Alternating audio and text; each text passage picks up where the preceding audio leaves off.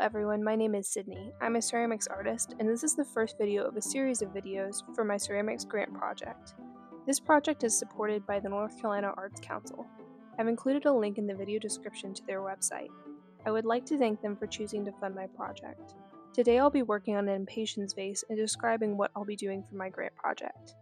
I've already thrown my vase, so I'm starting out by trimming it. While I'm trimming, I'll talk about myself and the grant project. As I mentioned, I'm a ceramics artist, but I've also worked in other mediums. This includes oil paint, ink drawing, watercolor, and acrylics. That's why I've chosen to use the name Plethora Arts as my sort of artist name. I picked ceramics for this grant project because I want to gain more experience in the medium and love the three-dimensionality of it. I proposed creating a set of 15 ceramics pieces that challenge me as a potter in scale, concept, and technique. My goal is to create work that is not necessarily practical, but includes more advanced hand-built sculptural elements and forces me to create shapes that I'm not used to making. All of the pieces in this series are inspired by the nature in my backyard growing up in the country. This includes birds, plants, animals, and natural textures. I've always leaned towards making work that is inspired by the natural world. I feel like I can really lean into that concept with this project. For this first ceramics piece, I wanted to make a vase with flowers on the outside of it. I decided to use Impatiens flowers for this because my mom has planted them every year outside during the summer. These flowers are simple, but they're bright and beautiful. I'll discuss the flowers more when making and attaching them, but for now, let's get back to trimming the vase. I didn't have to do a lot of trimming with this vase, but I did have to take some weight off the bottom and worked on smoothing some of the rougher areas. And that is the trimmed vase. I'll wrap it up in plastic so it doesn't dry out while I'm making the flowers. For making the flowers, I will begin by making a thin slab of clay. After this clay dries out a little bit, I'll use a small metal tool to outline the shapes I want for each flower petal. After outlining the petals, I take a small blade tool and carefully cut each petal out.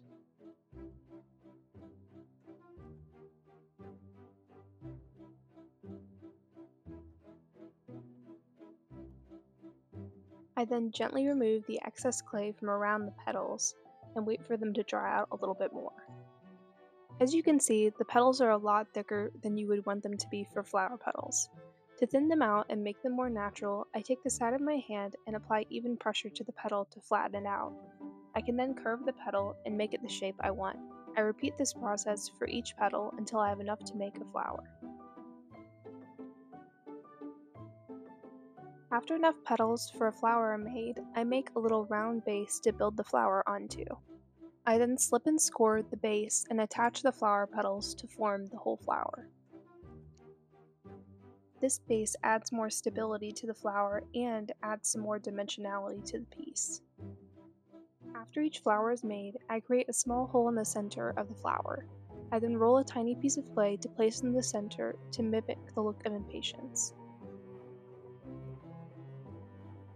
After my flowers were complete, I put them in my cabinet to dry out a little bit so they could be attached to the vase without getting messed up. After drying for a day, I slip and score the back of the flowers and the vase so they can be attached. I'm still very gentle with the flowers as they're still very fragile at this stage.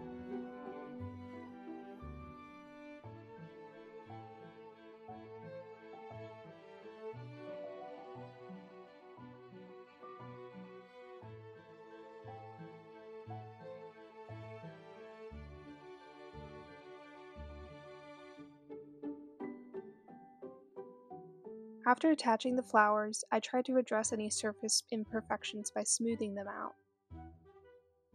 I decided last minute to add a little flower bud to balance out the design and then finished off by cleaning up the flowers.